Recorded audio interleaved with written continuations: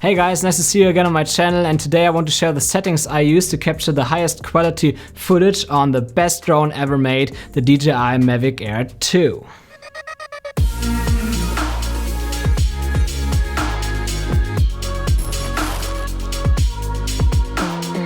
So let's start by talking about the settings menu, which is when you click on the top right and then on camera.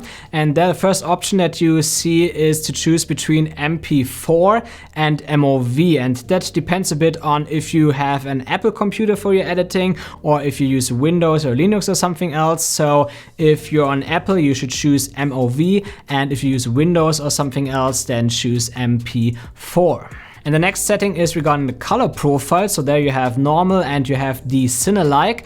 And my recommendation is to always shoot in the cine-like. It takes a bit of color grading later in post because that color profile is a bit flatter, but therefore you get more dynamic range, so you can see more detail in the shadows and the highlights at the same time, and therefore your footage looks a bit better and more professional. And the next setting is white balance, and I actually don't like that they put it there in the menu, because white balance should be something that should be easy to access, which is not at this position in the menu, but still, depending on your light conditions, you should set it, because having that to automatic makes it quite hard in post to color grade the footage, because the colors change all the time and it's difficult to compensate for that. So definitely put it to manual and then choose the Kelvin number there depending on your shooting conditions. So if it's cloudy, you should set it to 6500 Kelvin, and if it's daylight, like bright sunny day, then you should set it to 5500 Kelvin. And next there's also the option to choose between 265, or also known as HEVC, or 264, and that depends a bit on the computer that you're editing on, because all the computers can't really handle 265. So if you have an older computer, you should choose 264 to make the editing easier, but you won't get the best quality. So I personally choose 265 all the time, because my computer can perfectly handle that, and that also gives me more quality because the files are better or higher compressed, and therefore it basically fits more information in the same container, and that gives me better options for color grading, but also it captures more motion when I have fast motion in the shot. So definitely, if you have the option, choose 265 here. Then it also gives you the option to turn the histogram on, and this is what I would recommend you definitely, because that displays this histogram on your screen, where the left side basically tells you where the shadows of your image sit, and on the right side you see the bright parts of your image. So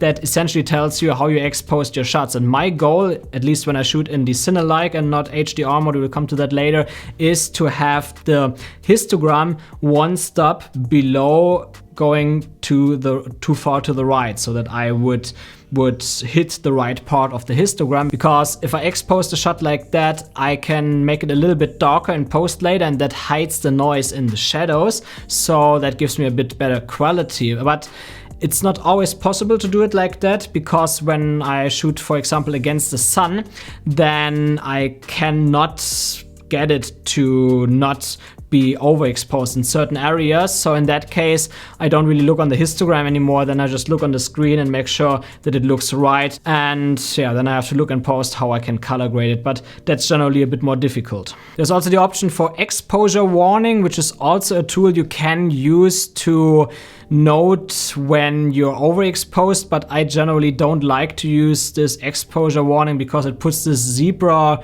pattern in the bright areas of your screen, and I find that very distracting. I actually don't like that. Then I prefer to see how the shot actually looks. So I keep that off.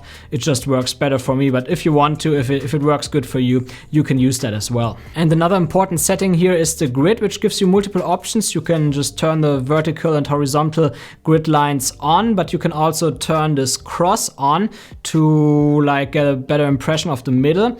And then it also gives you a midpoint. And I have the first two options on usually, so the vertical and horizontal lines, and the X over my screen, because that helps me a lot to frame my shots. Okay, so much for the settings menu. Let's now come to the quick menu. There you can set up all the quick camera options, where I think the white balance should be in there, DJI.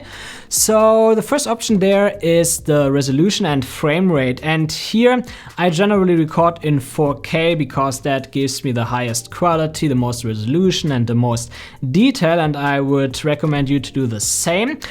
But where many people, I think, do the wrong setting is at the frame rate, because it has the option, even in 4K, to shoot in 60 frames per second. And I think many people do that, and that's wrong, because you have a drone and most of the time your drone footage already looks pretty smooth because you have this gimbal there and it flies through the air, it's far away from objects, so it usually looks smooth. And what you want to do usually when you shoot in 60 frames per second is you want to slow your footage down. You want to create slow motion shots in post, and you don't really need that with your drone because it already looks smooth and kind of dreamy enough. You don't really need slow motion there.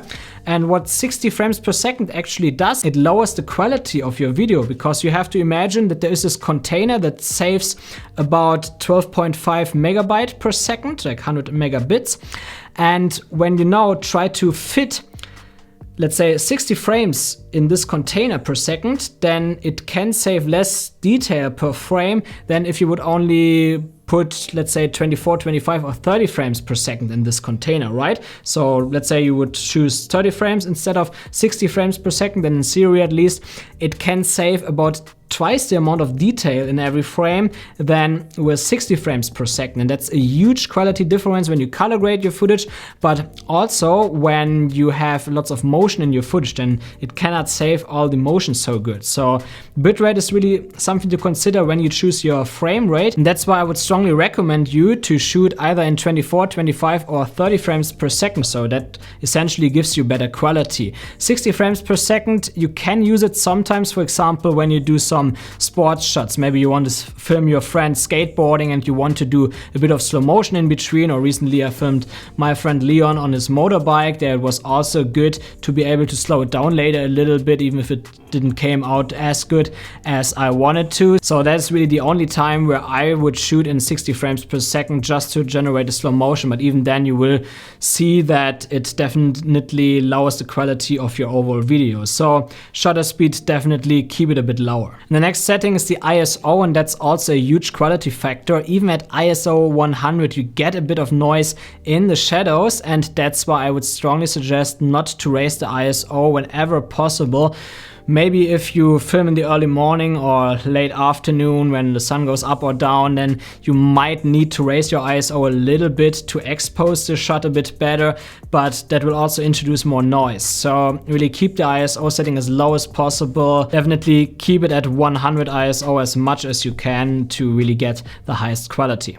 And in this menu you will also find the HDR mode, a mode that I really love because it uses a feature of the sensor to basically capture multiple exposures of the same shot at the same time. Then it combines these exposures to one frame of your final video. It sounds a bit complicated now, but what it essentially means is that you get a higher dynamic range, as HDR says. So it shows more details in the shadows and in the highlights at the same time. And this is great to have this feature in a video, because on most cameras you only have that in photo mode.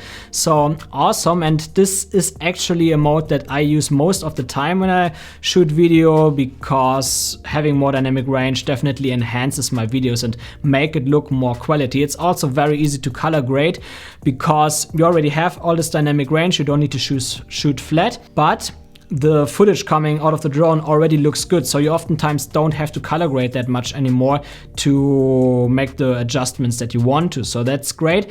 But the downside here is that this mode can only shoot in automatic exposure mode, so you don't have any control over the exposure, and that sucks a bit. So when I, for example, fly through objects where I have changing exposure, where I have a part of the clip dark and another part bright, then I usually don't use HDR because that would create flicker in the video file, and I don't want that. So in that case, I turn HDR off and I just shoot in a normal cine-like profile, which is also great, but HDR usually looks a bit better. So as much as you can, shoot in HDR, but in cases where you have changing light conditions or HDR just doesn't look good on your screen, then turn it off. So then there's also the option shutter speed, and this is usually how you expose your shot on this drone because you don't want to raise your ISO and you don't have aperture available.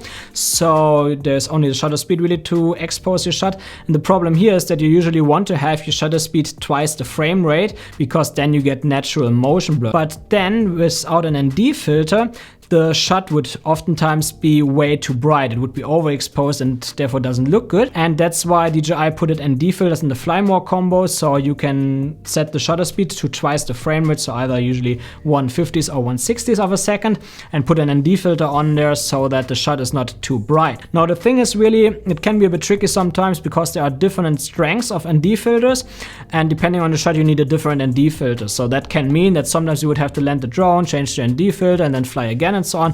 Obviously you don't want to do that. Now the thing is, oftentimes you fly your drone pretty high and far away from objects, and in that case you wouldn't see any motion blur anyway because there's not much motion in your shot. Like the closer you fly to an object, the more motion you would actually create by moving the drone. But when you, let's say you're 50 meters up in the air and there's nothing around the drone, then there wouldn't be any motion blur anyway. So in that case you actually don't need an ND filter. You can just fly without an ND filter and raise the shutter speed as much as you want, like 2000, 3000, whatever, because it doesn't make a difference. You won't see the motion blur. So in that cases, it's totally fine to use a higher shutter speed than 1/50th or 1/60th of a second. But if you fly close to objects, if you do a fly-through, for example, then it's generally better if you use an ND filter and set your shutter to twice the frame rate so that you get nice motion blur that definitely enhances your shot. So you see, the shutter speed must not always be twice the frame rate. There are exceptions which makes life a bit easier for you, and I actually made a video about 1.5 years ago about that topic. I will leave a link to that here so you can check it out to learn a bit more about that. And also, if you want to improve the colors of your DJI Mavic Air 2 easily without having to do so much color grading, I recently published a LUT pack for the DJI Mavic Air 2, so I will also leave a link to that in the description below. Just check it out. If you like the looks, then that could be something for you. And I hope you enjoyed this video. If yes, leave me a thumbs up. Don't forget to subscribe for upcoming tutorials like that, and see you next week.